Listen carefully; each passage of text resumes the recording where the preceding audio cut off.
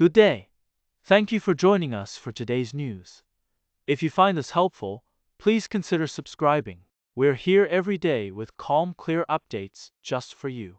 A 10-year-old Australian girl named Keegan Chen drowned in Fiordland National Park after slipping into a fast-flowing creek. Her family is now planning to build a memorial garden in Sydney, where people can plant trees to honor loved ones who have passed away. This project will also serve as a reforestation initiative. The tragedy has led to improved safety measures at the site, including the construction of a new viewing platform and permanent warning signs. Tegan's parents, Deb and Adrian Chen, have spoken about their grief and the importance of facing pain rather than avoiding it. They hope their story will inspire others to find strength. The Department of Conservation has pledged to review its safety protocols to prevent similar incidents in the future, despite the loss. The family remains committed to using their experience to help others and to show that even in sorrow, there is a path forward. In the Motueka Valley, nearly 30 families remain isolated as the Nelson Tasman region grapples with the aftermath of two devastating floods. The area, which declared a state of emergency, with the emergency status expiring, disrupt roads in key areas like Graham Valley RG. Officials are working to assess needs and explore alternative access routes, but major roads may take months to repair. Meanwhile, the rivers are being stabilized to prevent further damage from predicted heavy rains, though full recovery could take years. Communities are stepping up with local churi from the sea. Despite the challenges, the region is slowly moving forward, relying on both government support and community spirit to rebuild what was lost.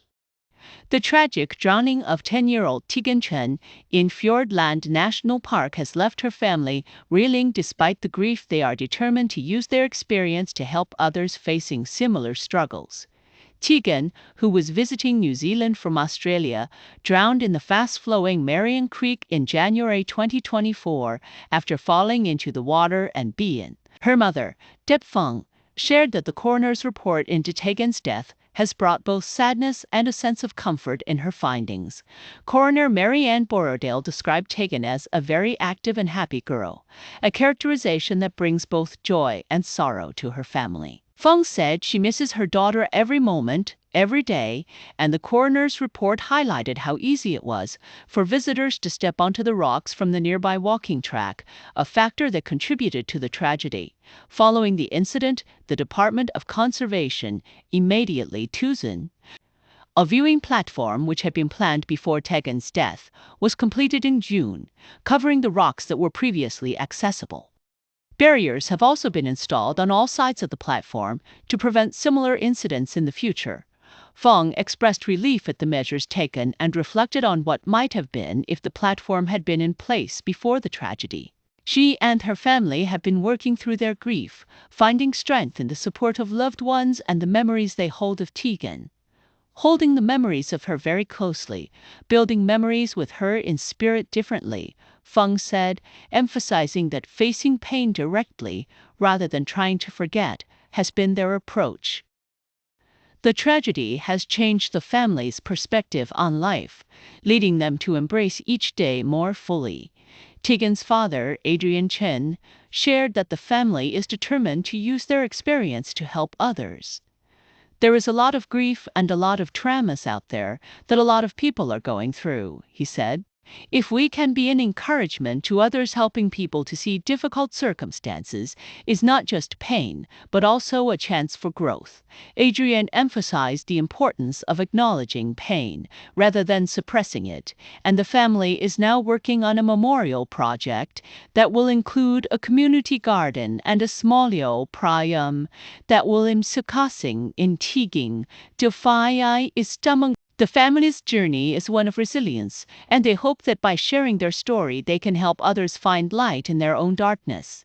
Keegan's life was full of love and laughter, and we want to make sure that her memory lives on in a way that inspires others to be brave and to find hope, Feng said. On a chilly morning in Manawatū, Hawke's Bay, armed police officers were deployed across residential streets following Operation began around 11 a.m., with police cordons established on Buckingham, with police cordons established on Buckingham, and a loudspeaker announcement warned the individual, "You are safe, we are not leaving by midday." The search had expanded, with police using a K9 unit to assist in the investigation. However, by 12:30 p.m., the focus shifted to Essex, St., where officers reigned for some time. The operation, which involved approximately 10 officers and 7 patrol cars, highlights the serious nature of the situation. While the cordons were lifted by the afternoon, the presence of armed police challenges the search while ongoing. In dealing with unpredictable scenarios and the need for careful coordination to ensure public safety. In a recent sentencing at the Tauranga District Court, Christopher Millen, 48, was handed a 6-year prison sentence for a violent machete attack in Waihī and for evading police for over 5 months in the dense bush of the Athari Gorge. The incident began when Millen arrived at a woman's home, demanding $20 he claimed was owed. When confronted by the woman's ex-partner, Millen pulled out a large machete and attacked him, causing serious injuries to his abdomen and back.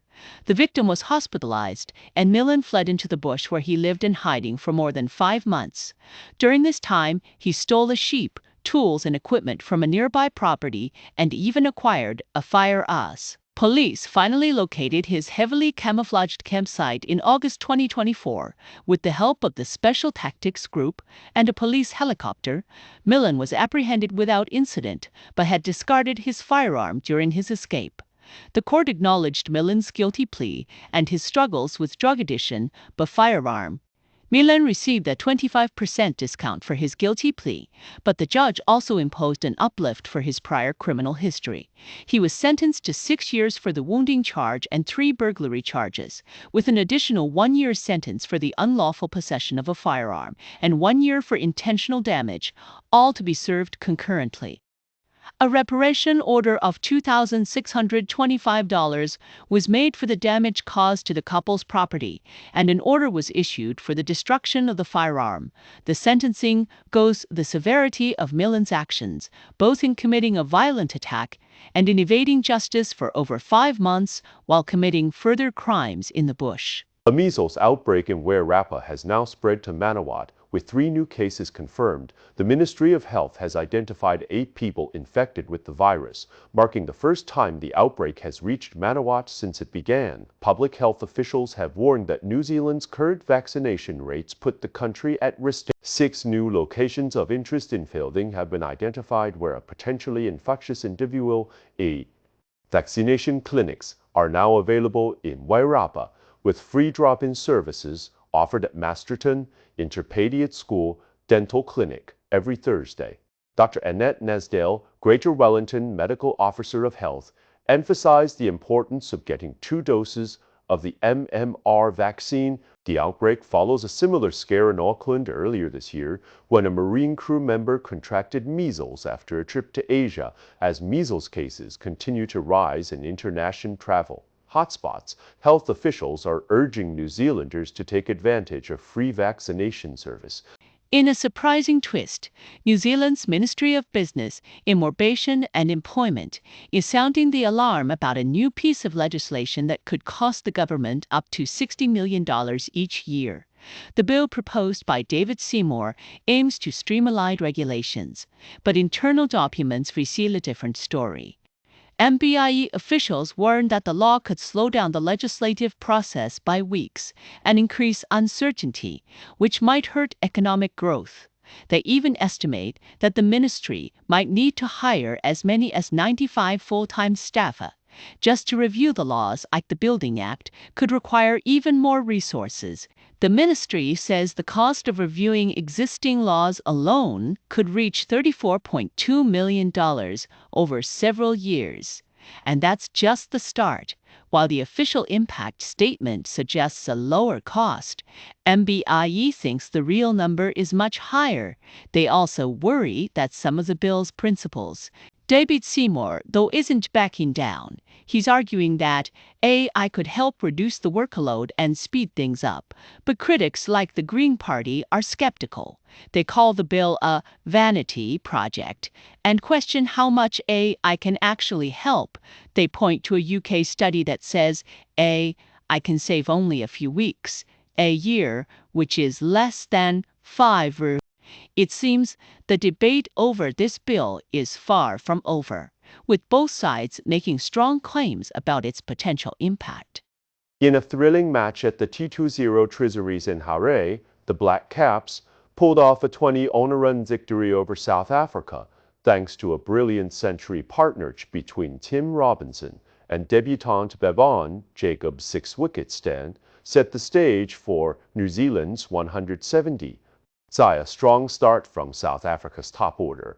The Black Caps bowlers, including Jacob Duffy and Matt Henry, struck with precision, taking 6 wickets and leaving the Proteas all out for 152 in the 19th over. Robinson's 75 off 50 balls.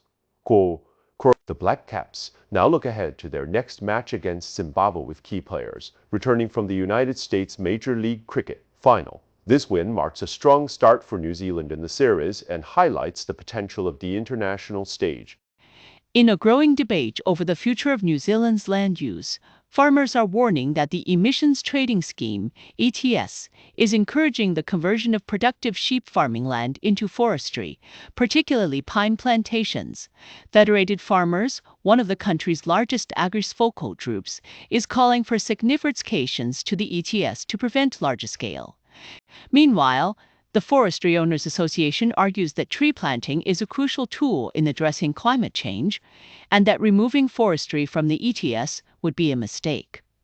As the government moves forward with legislation to ban full farm-to-forest conversions, the debate continues over the balance between environmental goals and agriculture. Leaving an abusive relationship isn't just emotionally and physically challenging, it can be financially crippling. One woman took 10 years to save enough money to escape, while others face debts that could take over 200 years to pay back.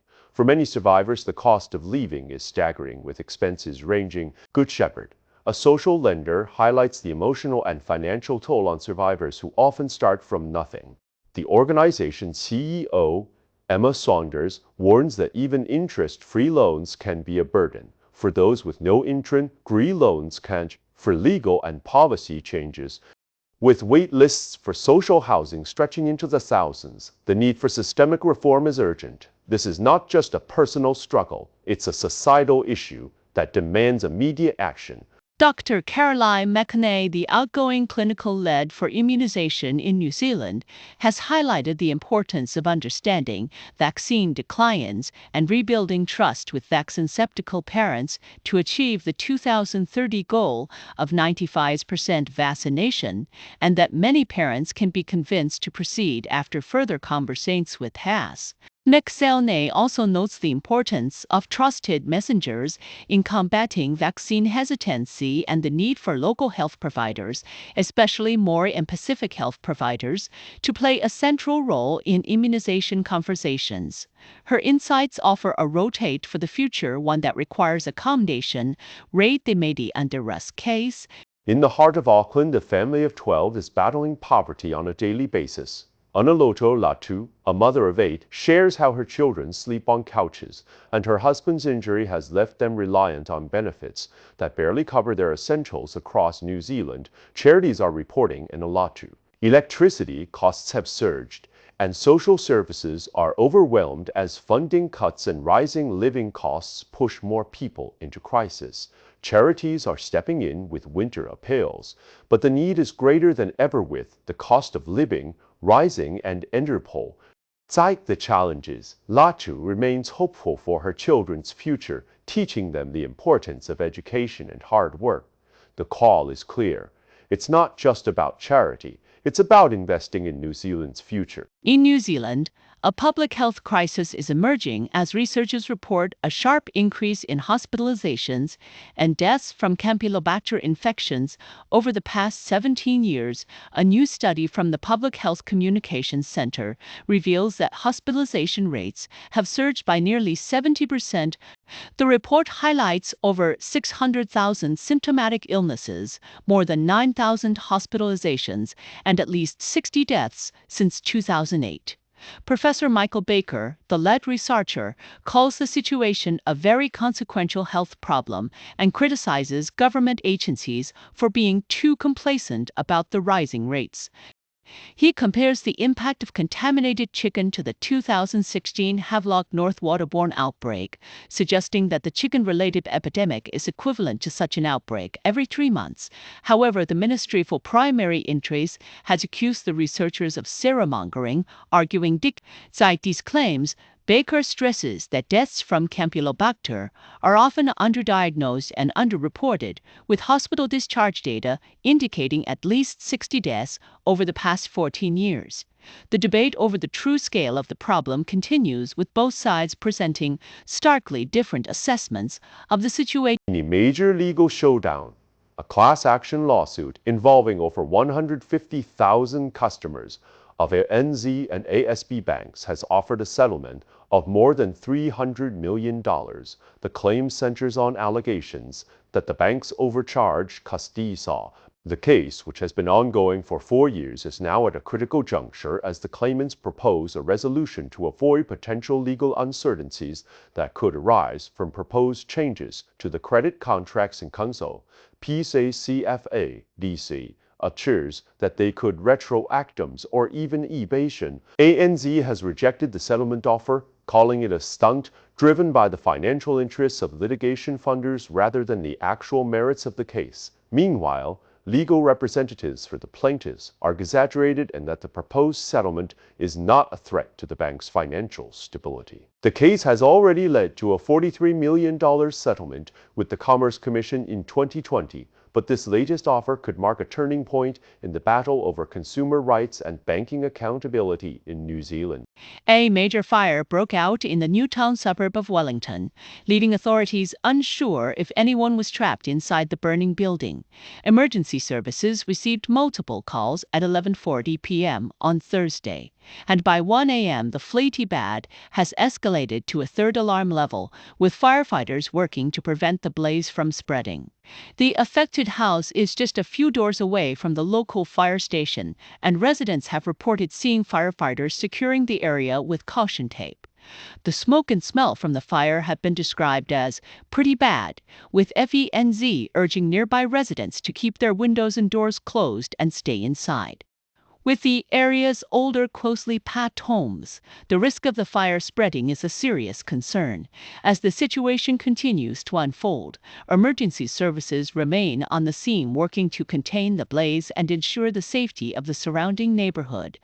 Athletes in Auckland are struggling with long wait times for autism assessments in the public system, forcing many to seek expensive private evaluation. For some, the journey to a diagnosis has been a long, painful process. Waited over 18 months for a diagnosis for their son. Others have faced similar challenges, with some families waiting more than a year and a half for a diagnosis. The delays are attributed to a lack of resources, long referral processes, and language barriers. Experts say are able to seek help due to fear of stigma or lack of understanding of the system. The situation has become even more difficult for non-English speaking families who often face additional obstacles in navigating the diagnosis. Some parents have found it hard to accept the realities, are calling for the need. The need for a more efficient and compassionate system is clear, as the long waits continue to take a toll on families across the region. Climate change is no longer a distant threat, it's a reality that's reshaping lives across New Zealand. With floods becoming more frequent and severe, the financial and emotional toll on communities, a new report warns that the days of government-funded property buyouts after extreme weather events are coming to an end, but the question of who will pay for the costs of that damage. Experts are sounding the alarm. pointing out that the economic burden of inaction is already staggering, with Cyclone Gabrielle alone costing over $14 billion as councils struggle with limited resources and expertise. The challenge of preparing for the future, but the message being sent, is clear. You are on your with local governments facing financial constraints and a shortage of climate specialists, the need for urgent and coordinated action has never been more pressing. The challenge now is not just adapting to climate change, but figuring out who will pay for it and how. In a surprising shift, Infometrics has doubled its 2026 growth forecast for New Zealand, now predicting a 2% increase in the economy. This optimism is fueled by strong farm exports, lower interest rates, and a more stable global trade environment. The recovery, however, is Chief forecaster Gareth Kiernan says the economic rebound will be old-fashioned per-90 style, where rising farm incomes gradually trickle down to regional and urban economies. Lower interest rates are also expected to boost household spending, though unemployment is set to peak at 5.3%. Aside concerns over trade, tensions with major partners like the US and China, the impact on New Zealand exports has been less severe than feared. International markets are now more confident in the global economy, reducing the threat of tariffs. While the overall growth is expected to take at least 2 years, the forecast shows a cautiously optimistic path forward, with agriculture playing a crucial role in New Zealand's economic recovery. New Zealand's electricity sector is under increasing scrutiny as rising costs and market dysfunction threaten households and businesses alike. A coalition of industry groups and consumer advocates has called for urgent reform, pointing to a broken energy market that is driving up the cost of living and stifling pause. Energy Minister Simon Watts admits the market isn't functioning as well as it could, but his assurances haven't quelled concerns. With winter approaching, the pressure is on the government to deliver meaningful solutions. Prime Minister Christopher Luxon has pointed to supply issues, but critics argue that reform is long overdue. As the debate intensifies, the need for immediate action to stabilize the energy market and protect consumers becomes more urgent than ever. Grant Taulafo, once a promising rugby player, is now facing deportation after delivering a package of cocaine to an undercover officer. His case has ignited a debate about Australia's 501 policy and the treatment of non-citizens who commit serious 500. The case has also raised questions about drug policy in Australia and the support available for individuals struggling with substance. As the legal battle continues, a